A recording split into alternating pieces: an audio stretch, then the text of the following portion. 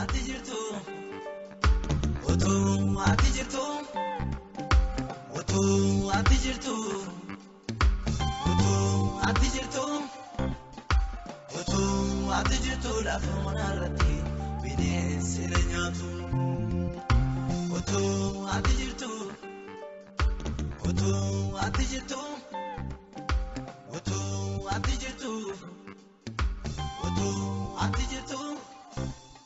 kabajamtoota dhaggeeffattoota keenya guyyaarraa haala yerootiin wal qabatee haala dhukkuba COVID-19 yookaan immoo koroonaa vaayirasii diziiz 2019 kanaan wal qabatee ergaa haala yerootiin wal madaalu ergaa biyya xaaliyaan irraa dhufee ergaa biyya xaaliyaan irraa barreeffame gara afaan oromootti hiikeessiniif dhiyeessaa.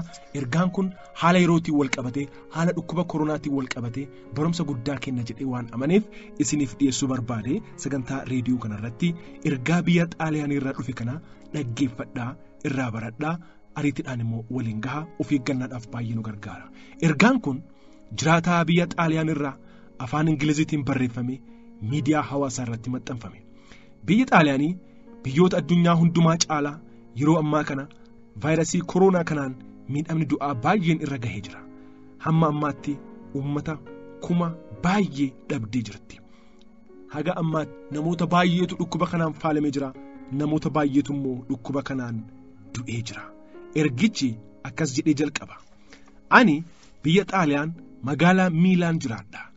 yeroo ammaa kanatti jireenyi asii maal akka fakkaatu ibsuun baay'ee rakkisaadha. haaluma rakkisaa keessa jiraadhee dogongora keenyarraa akka barattanuuf kana isiniif barreesse. ammarratti hundumti keenya bakka turtiidhaan qorataman yookaan kwaarantiin keessa jirra. poolisoonni eegumsa cimaa gochaa jiru. nama manaa alatti socho'aa jiru arginaan to'annaa jala oolchu. wanti hundumaa cufaadha. manni daldalaa, manni gurgurtaa fi tajaajilaa hundumtuu cufaadha. haalli keessa jirru bara dhumaa namatti fakkaata. jireenyaaf biyya bareedduuf mijooftuu jedhamtee kan filamtu xaaliyaan har'a kunoo biyya dukkanooftu abdii kutatte taatee mul'atti. anumti mataan kiyya deebi'ee jireenya akka duraa keessatti jiraadhamoo jedhee of gaafachaan jira.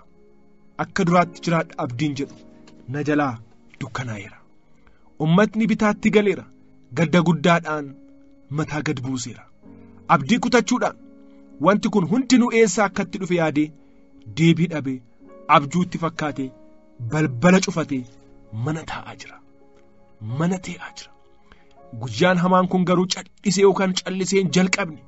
dogoggora guddaa tokkotu uumame.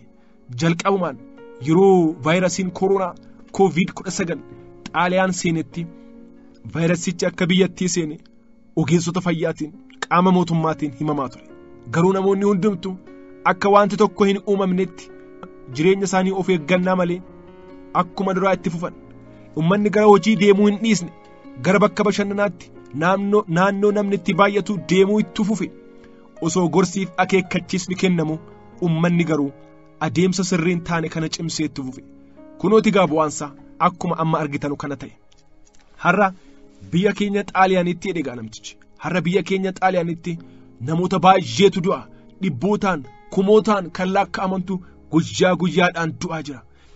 namni immoo fira isaa awwaaluu hin dandeenye. ilmi haadha isaa awwaaluu hin dandeenye. abbaan ijoollee isaa awwaaluu hin dandeenye. ijoolleen maatiin ijoollee isaanii awwaaluu hin dandeenye. rakkina guddaa keessa jirraa jedhe. namoonni vaayirasii kanaan du'an xaaliyaan qofatti baay'ee dabaleera. kumoota dhibbaan lakkaa'amaa. kun kan ta'eef qorichi biyya xaaliyaan dadhabaa ta'ee miti. qorichi biyyattiitti oomishamu akka addunyaatti qulqullinaan sadarkaa olaanaa kan qabudha. namni biyyattiitti baay'inaan du'aa kan jiruuf namoota baay'inaan vaayirasii kanaan hubamaniif bakki ciibsanii yaaluu waan dhabameef vaayirasichis dhukkubichis qoricha waan hin qabneef talaallii kamuu waan hin qabneef ogeessi nama kana hundumaa yaalus waan dhabameef dhukkubichis qorichas talaalliis waan hin qabneef baay'ina dhukkubsattoota har'aa fi hanqina meeshaalee fayyaa irraa kan ka'e biyyattiitti ogeessotni fayyaa eenyu osoo yaalle eenyu osoo du'e eenyummoo osoo hafee gaariidha jedhanii namuma yaalaniyyuu adda baasanii yaalaa jiru. kanarraa kan ka'e maanguddootni namoonni umriidhaan deeman durumaan dhukkubsachaa kan turan baay'een isaanii kunoo du'aaf saaxilamaa jiru. Kun hundumtuu kan ta'eef of eeggannoo ogeessota yaalaarraa bulchitoota biyyaarraa kennamu tuffiidhaan bira darbee hojiirra oolchuu dhabuu isaati uummatni. Biyya keenya keessatti amma wanti akkasii waan ta'aa jiru natti fakkaata. Kun hundumtuu kan ta'eef of eeggannoo ogeessota yaalaarraa bulchitoota biyyaarraa kennamu tuffiidhaan bira darbee hojiirra oolchuu dhabuu isaati. Kanaafuu dogoggora keenyarraa baradhaa. Dogoggora keenyarraa baradhaa. Dogoggora keenya deebitanii dogoggorinaa jedhee biyya keenya keessatti amma wanti akkasii waan ta'aa jiru natti fakkaata. Namni baay'een dhimma kanaaf bakka guddaan kennine tapha yookaan qoosaatti fakkaata. Waanuma salphaa tokkotti fakkaata. Maaloo isin kadhadhaa, of eeggadhaa. Ofii keessaniif jedhaa, maatii keessaniif, warra keessaniif, akkoof akaakoo yookaan akaakaa keessaniif, firoota keessaniif jedhaatii of eeggadhaa. Vaayirasiin kun namoota akkasii kan umriidhaan guddatan baay'ee miidha waan ta'eef of eeggadhaaf maaloo. Of eeggadhaaf maaloo dogongora keenyarraa baradhaa. Uummanni biyya keenyaa immoo kan xaaliyaanii caalaa baay'eedha jedha namni kun. Itoophiyaarraa deemee namachi jiraataa jiru waan ta'eef jechuudha. Lammii Itoophiyaa ta'ee namachi jiraataa ture waan ta'eef. Uummanni biyya keenyaa immoo kan xaaliyaanii caalaa baay'eedha. Inni dinagdeetiif sirni fayyaa keenya immoo baay'ee dadhabaa fi booddeettafaadha. Haala kanaan itti fufnaan rakkinni caalu biyya keenya keessatti uumamuunsaa hin hafu. Kanaafuu gorsa ogeeyyootiin fayyaa isiniif kennan sirriitti dhaggeeffadhaa, hojiirra oolchaa. Dhaggeeffadhaa, hojiirra oolchaa. Bakka namni itti baay'atuun deeminaa. Naannoo namni baay'een jiru taa'uuf soorachuurraa of qusadhaa. Yoo dhimma murteessaa ta'e qofaaf of eeggannaadhaan manaa bahaa malee yeroo akkasii kanatti mana keessanii hin bayinaa. Harka keessan osoo hin dhiqatin funyaan ija keessaniif afaan keessaniin tuqinaa. Nama kamuu waliin yoo haasoftan fageenya meetira 1 olii irraa fagaadhaa. Walitti hin siqinaa, waliin hammatinaa, harkaan nagaa waliin gaafatinaa. Mala kan biraas fayyadamaa. Of eeggannaa gochuu qabdan hundumaa godhaa. Dogongora kan biraarraa baradhaa. Yeroo yerootti qulqullina harka keessanii eeggadhaa. Saamunaaf bishaaniinis sirriitti harka keessan qulqulleeffadhaa. Gorsa karaa ogeeyyii fayyaatiin kennamus fudhadhaa, hojiirra oolchaa. Namoota kan biraanis gahuudhaan deeggarsa godhaa. Xaaliyaan keessatti kunoo uummanni miiliyoona 60 ol ta'u mana ofitti cufee mana keessa erga ooluu jalqabe torbaan baay'eetu darbee, torbaanotatu darbee, gad bahuun socho'uun hin jiru. Osoo duraan gorsaaf akeekkachiisa kennamee fi sana fudhatee hojiirra oolcheera ta'e silaa kun hundumtuu hin ta'u ture. Kanaafuu maaloo isinis dogoggora xaaliyaanotaarraa baradhaa malee deebitanii dogoggora kana hin dogongorinaa haa jedhee dubbata. Hin dogongorinaa haa jedhee dubbate. Namni kun nama biyya xaaliyaanii jiraataa ture, lammii biyya Itoophiyaati. Itoophiyaarraa deemee biyya xaaliyaanii jiraataa ture. Haala biyya xaaliyaanii san erga hubatee booda biyya keenyaaf immoo akeekkachiisa akka ta'u, gorsa akka ta'uuf immoo ergaa kana nuuf erge. Ergaa kana nuuf erge. Kanaafuu ergaa kana fudhannee hojiirra oolchuudhaan of baraaruun, maatii keenya baraaruun dirqama keenya hundumaati jechuudha. Ergaan kun afaan Ingiliziitiin barreeffame. Namni kun immoo gara afaan Amaariffaatti hiikee Feesbuukii yookaan sooshaal miidiyaa irratti maxxansee lammii biyya Itoophiyaa biyya Xaaliyaan jiraatudha. Ani immoo gara afaan Oromootti hiikee isiniif dhiyeesse. Kanaafuu obboleessi kiyyaa, obboleetti kiyyaa karaa miidiyaatiin, karaa reediyootiin, karaa sooshaal miidiyaatiin ergaa kana dhaggeeffachaa kan jirtu hubadhugaa. Of eeggachuun amantii dhabuu miti. Of eeggachuun amantii dhabuu miti. Dhimmi vaayirasii koroonaa kun guutuu addunyaa erga raasuu jalqabee bubbuleera. Ummata addunyaa baay'ee faaleera. Namoota baay'ee immoo ajjeeseera. Vaayirasichi nama hin filatu. Mana hiyyeessaas kan dureessaas seeneera. Kan muummicha ministeeraaf kan moototaas akkasuma kan lammiilee seeneera. Kan warra adiis kan warra gurraachaas seeneera. Dhukkubichi diina dhala namaa hundumaati. The common enemy of humanity jedhu warri. Hubadhugaa dhukkubni kun biyya Chaayinaatii ka'ee guyyoota muraasa keessatti biyyoota Eeshiyaa waliin gahee gara Awurooppaa fi Awustiraaliyaa akkasumas Ameerikaa kaabaaf kibbaatti ce'ee amma kunoo biyyoota Afrikaallee seenee seenaa keessatti waan sodaachisaa guddaa uumeera. Guddina dinagdeef sirna fayyaa cimaaf beekamaa warra qaban iyyuu humnaa olitti ta'e ummata biiliyoonaan lakkaa'amu manatti galcheera. Sochiin dinagdee dhaabbateera. Kan hawaasummaas, kan siyaasaas, kan amantaas, kan ispoortiis wanti hundumtu dhaabbateera. Biyya keenya keessatti dhukkubni kun erga argamee bubbuleera. Namoota muraasatu qoratamee qorannaan godhamee fi dhukkubichi keessatti argameera. Miidiyaanis himamee jira. Ammayyuu himamaa jira.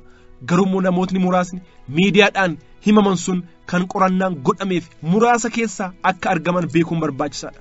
Ati qoratamteerta?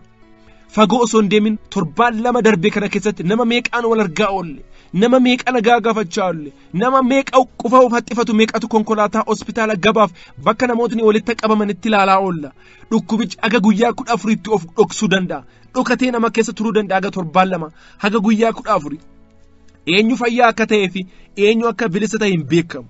Meeshaan nama kana hundumaa ittiin ilaalan yookaan qoratan biyya keenyaa miti Ameerikaa yookaan Yuunaayitid Isteetsiif Awurooppaa iyyuu hanqateera.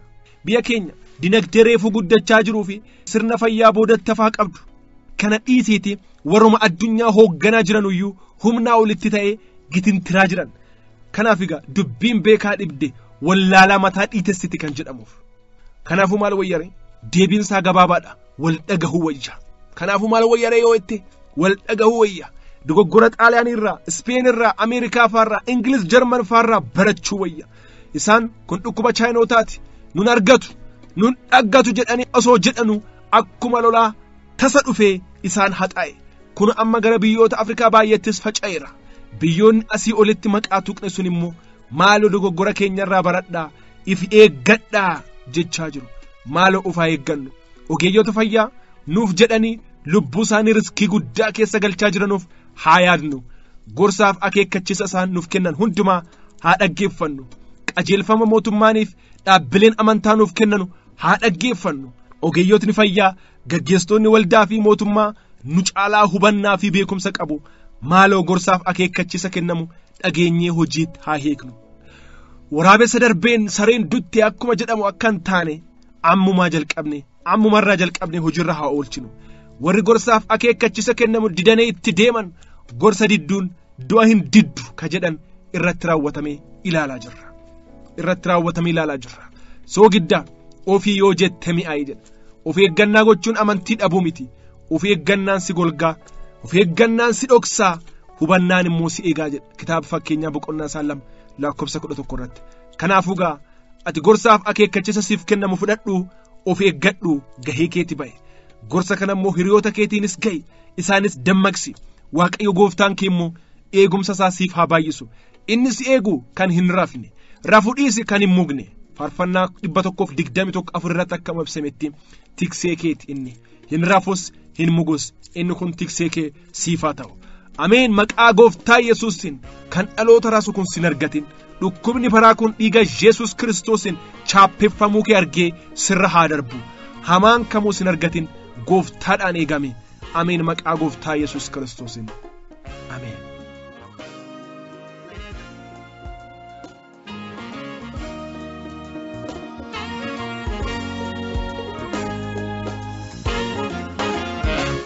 Adoo ati naan jaalatini Yesuusii kiyyaa.